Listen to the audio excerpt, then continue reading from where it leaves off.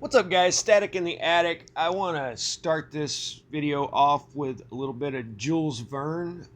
It gives you a good idea reading authors of this time of what kind of world it was, and it's readily apparent when you're reading them that these people were very well educated, much better educated than us today. This is from Journey to the Center of the Earth, and when they start their descent, he shows that he's very well versed in geology and chemistry and the sciences. He talks about the 4 different languages he knows, including Latin. And just like now, they'll kind of slip in some little current affair things in their books. So this just kind of gives you an idea of popular subjects and what people were pondering at the time. In 1863, some navigators in France, while at work, they unexpectedly came across a human jawbone buried 14 feet below the surface of the soil.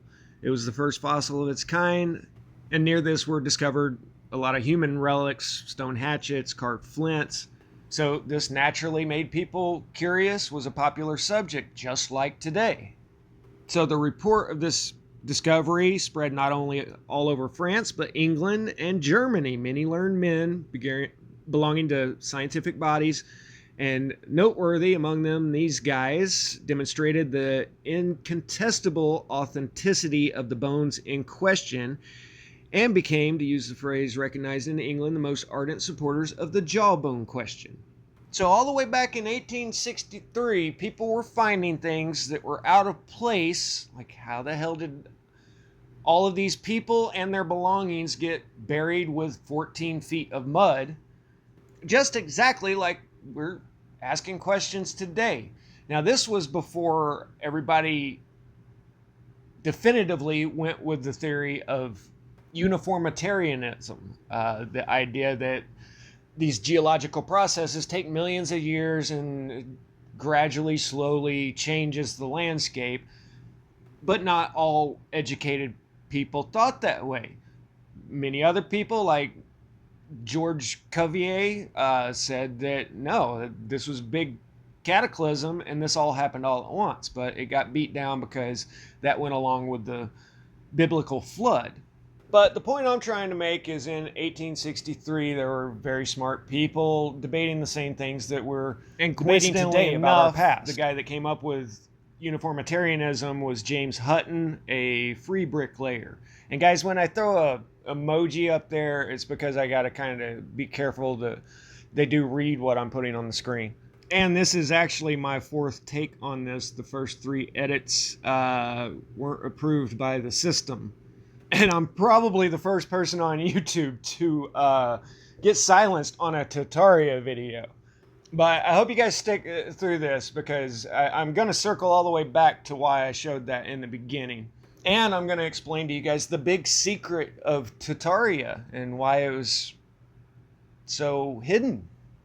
I would know because I was right in the mix of all of it, but somehow I got quieted down. So a buddy of mine sent me a video from AWAR, and thanks for making that video, AWAR. Totally enjoyed it. To be honest, I did see your first video when you started out, and it was the same old Tartaria video of the era, and we'll talk about the history of Tartaria in a minute. In his video, he plays some clips about how we have some very enigmatic stone structures from the megalithic age. This is our ancient past. You know, not only do we have these impossibly huge structures, but we have things like the musical pillars at this Indian temple that are tuned to exact 7-note octaves. And if you play them like a drum, they ring out in these notes. And so they actually cut them apart one time to see how they did this. And it's just solid rock. They didn't hollow it out or anything. And this puzzles people for good reason. So yes, we have all these strange things from our ancient past that nobody can explain. I'll do a video here in a little bit about growing stones that I just found. They're still growing. But these clips are from Ancient Aliens. And towards the end of the video, he says Tartaria, or the impossible structure hypothesis, is literally ancient aliens in a new coat of paint. They both focus on advanced free cosmic energy and frequency and vibration. Both emphasize that there are structures that are impossible for us to build, and they both replace humans with advanced beings. I'll add to that a little bit. I did a video 5 months ago explaining how Tartaria's the plot of a Brave New World, with the controllers and the incubator babies. And in another video I did 5 months ago, I said, look, 10 years ago on the internet, all these ancient structures were built by aliens, and now all these ancient structures are built by Tartarians. It's the same thing, guys. And then I went on to explain how we have common sayings that describe exactly what people knew in the past, and we don't have many Tartarian fairy tales, let me tell you. But I explained that common sayings like your last bastion of hope. Well, a bastion is this pointed structure here, and when you put a bunch of them together, you have a bastion fort, commonly referred to as star forts on the internet today.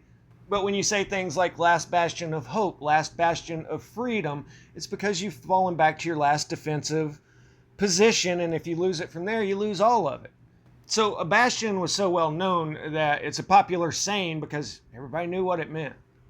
But nowadays on the internet, these are known as star forts, and I've never seen anybody produce any photographs that show anything other than earth and stone and brick that put these together. But it's the shape that's important, because they were shaped that way for healing energy or just to produce energy, electricity, I guess.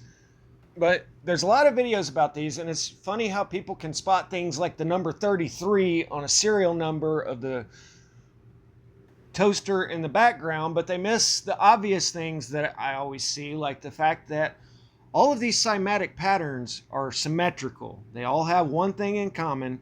They equally emanate out from the center.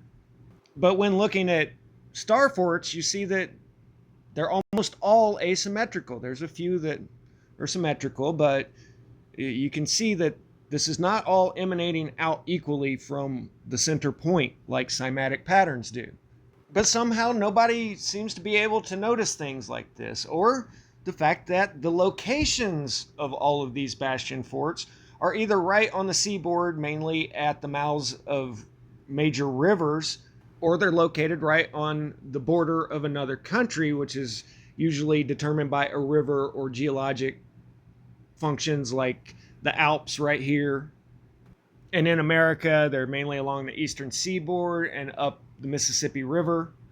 And these are very strategic positions. So either they're defensive structures, or I guess it was the original health passport. They just wanted to make sure everybody got their healing going before they entered the country or left it. These are objective facts that can't be denied, and somehow they get ignored all day. So what's going on with this, and where did all this come from? Well, a few years ago, channels like New Earth were doing videos showing all these ancient ruins that look like they've been absolutely pummeled. And things like lighthouses being out in the middle of the ocean. And this is still here to this day, by the way. I found this in a modern photo. Well, this catastrophe came to be known as a mud flood on the internet, which brings us back to the catastrophism that I started with, but I'm not done with the Jules Vern yet. And spoiler alert, Awar in his video came to the conclusion the last great reset that he could find was in the Middle Ages. Well, I happen to agree. 6 months back, I did a pretty comprehensive video on exactly what I've come up with on what they're saying is the Black Death in the 14th century was absolute catastrophes going off that it's seriously like science fiction. It's straight out of a movie. In fact, if we jump back 2 years ago, I've got a video saying that, hey, would appear we go through these cataclysmic cycles, and it looks like the last one was around 1350 AD. Now, I've always thrown in the caveat that this could be much sooner, like right before 1492, right before Columbus, and I'm going to do a video soon that goes further into that. But for 2 years, I've had a pretty solid timeline and a lot of really good research that backs up my claim. But for some reason, after 3 years of this, there's only 3 of us now that can agree that that's most likely what happened. I think that's about where Wooden Nickels is. I'm not trying to speak for him, but he did recommend my channel and his. But why are there now thousands of videos out there saying that there's a big reset just a couple hundred years ago? Well, it all started when people realized that Siberia used to be called Tartaria. Well, Tartaria was intriguing and exciting and something that nobody had ever heard of. And it's northern Siberia, so it's not like anybody's going to go check. So there were a lot of loose interpretations of what Tartaria is. So let's just take this one piece at a time. First off, they talk about all of the Tartarian cities that are over here. And I'm using the word city loosely here, but let's just take the Caspian Sea right along here. You have, what, 5 cities along the Caspian Sea. It's 700 miles across the Caspian Sea, and you have 5 cities. So that's one city about every 200 miles. That's not exactly densely packed. And if you look at the whole map from the Caspian all the way to the Pacific, let's say there's 30 cities there. And village may be a little more appropriate than city here. But that's 4,000 miles, and you've got 30 cities. So that's like having one city for every 3 states in the United States.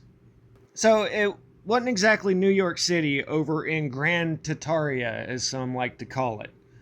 Which the word grand just means big, but we're going to ignore that fact, and we're going to ignore the fact that the name Tartaria, or some people call it Tartaria, but I think Tartaria is more accurate because it's just the Latinized name of the Tartars.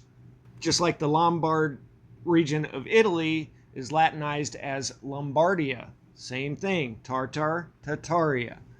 But the Tartars have been known through pretty much any period of history, and there are still people that live in that area that are called Tartars. But these couldn't possibly be the Tartarians, because the Tartarians were an advanced society that, built everything in America, even the world's fairs, but they all disappeared and everybody forgot about them.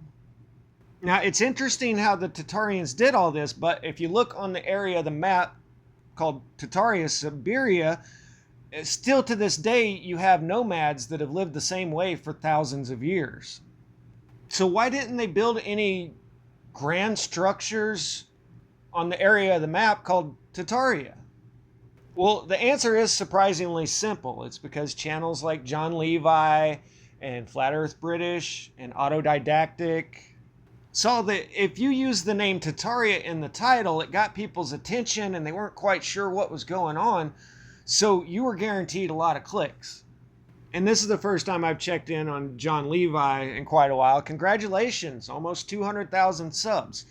79,000, 100,000 views. So when I see this, I'm looking at, hey, that's over $1,000 a week making these videos. That's some pretty good money. And the way he got there was by making videos and saying things like there are no photographs of the world's fairs anywhere. So it's this secret lost society because nobody can find any photos of these world fairs being built. They've always been here. They're these stone structures with all of these corny little sideshows. I guess that's a big stone ostrich. And these buildings burned down because that's what stone structures do. But we can't find any of these photographs. Can't find any of those photographs that I just showed you that as soon as he was saying it, it took me all of 2 minutes maybe to find hundreds of photographs of this. I mean, just look at this majestic society. One can only wonder how such an amazing feat of architecture could be accomplished.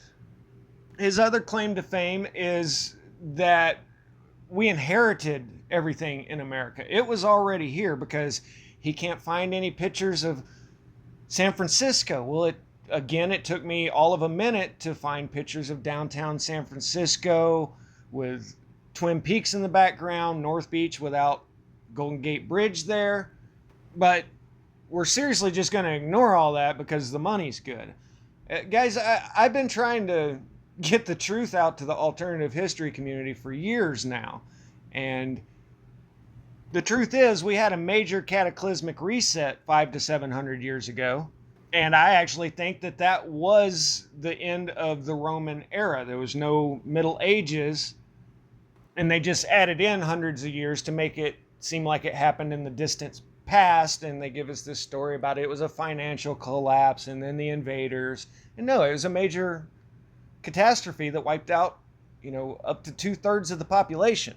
But it's also true that there's a lot of money to be made off the fact that, a lot of people interested in the Tartaria subject really don't know history that well. So you can tell them that it's all fake and you can make a lot of money. But let's just think about that for a second. You mean the biggest cover up in human history? They left the photographs behind, and YouTube actually monetizes and promotes this subject. So they're paying people to talk about the biggest cover up in the history of humanity. Let me tell you, there's a big, huge, long list of things that I can't talk about on here, but Tartaria ain't one of them. But if you're getting 100,000 views a week saying that your dog is an Antarctic ice ninja, then I guarantee you it's not going to take long for others to jump on board and their dog is an Antarctic ice ninja too. And so a lot of other creators went right along with it. Oh, well, yeah, it's all Tartaria now. And I'm just going to use UAP as an example because this is who popped up in my feed after watching Awar's video. But Ohio Pneumatic train line. This is from a secret lost society because it's not from American ingenuity and not people testing new ideas that shaped our modern world before everything became codified and regulated. Now, interestingly enough, when I went to look into this Ohio Pneumatic train station, I couldn't find anything, just UAP's video saying that, yeah, this was a thing in Ohio. All I found was New York. But just like any good Tartaria video, there's a lot of jumping around and connecting dots from a lot of different places. But so he starts out with map of Cincinnati in mid-1800s saying, how did you expect me to believe that they built this whole city by the 1850s? The Jamestown settlement was 1607, so 250 years is quite a long time. But seriously, the only important thing here is, you expect me to believe, or this ridiculous narrative. But this was in 1867. A vacuum tube like the old canisters at the bank we used to use that sucked the canister up, and, well, they just made a big one, threw people in there. But it's a Tartaria video, so we're going to connect this to the old world used a lot of that, and, the antediluvian also, and the civilizations before the flood. Okay, what's your evidence of that? It's just that you're saying that and connecting it to this pneumatic tube somehow. And if people are getting offended by me just pointing out what these guys are saying, there's no other subject on YouTube out there that you can just be wrong about everything or just make a statement and we all just believe that it's actually true. So why are we doing this with history? That's what I want to know. And now, this is a quote of the inventors of the pneumatic train. It is an old notion and by no means an erroneous one that the power acquired by atmospheric pressure would realize greater safety, economy, and expedition than that obtained by ordinary locomotive. Now, what you have here is an intelligent mind of that age before commonly known about vacuum chambers, saying that train go fast in vacuum chamber. Uses less energy because it's not fighting the friction of air. So when I hear that, I hear an intelligent guy 150 years ago communicating his ideas. But if you're making a Tartaria video, then it's, well, you expect me to believe that a guy in the 1800s knew all that?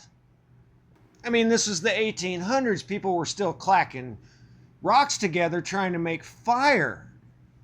Now let's go back to Jules Vern at the beginning here. A guy that has statues built after him. A guy that is better educated than 99% of us here. A guy that had a library that looked like this. And in one of his books, he is contemplating the same exact thing that we're talking about today with the mud floods.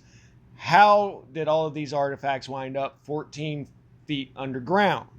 So you're telling me that this guy did not exist, or you're telling me that there was some advanced society at the same time as this guy that nobody knows about.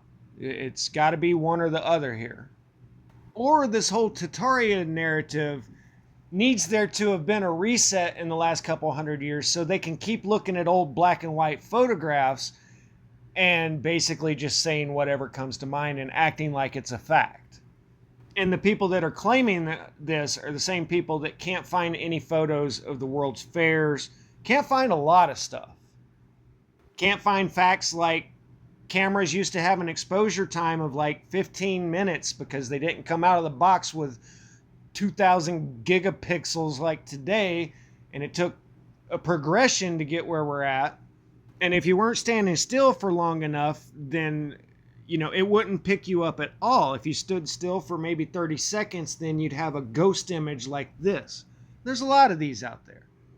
But if you want to keep making these Tartaria videos, then there has to have been a reset in the last couple hundred years so that you can use all these black and white photographs and not actually do any research. The only thing that Tartaria and the World's Fairs have in common is if you stick a match to it, they all go up in hot air. Because it was 100% created by a handful of creators that wanted to get clicks. And now there's all kinds of people out there thinking that they're really onto something and staring at photographs for hours, and good luck to you. Guess what? You're helping to do the exact same thing that the powers that be are trying to do right now.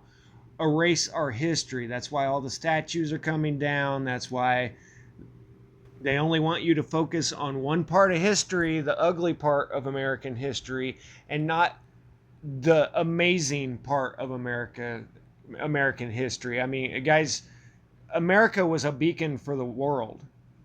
It was an experiment in true freedom.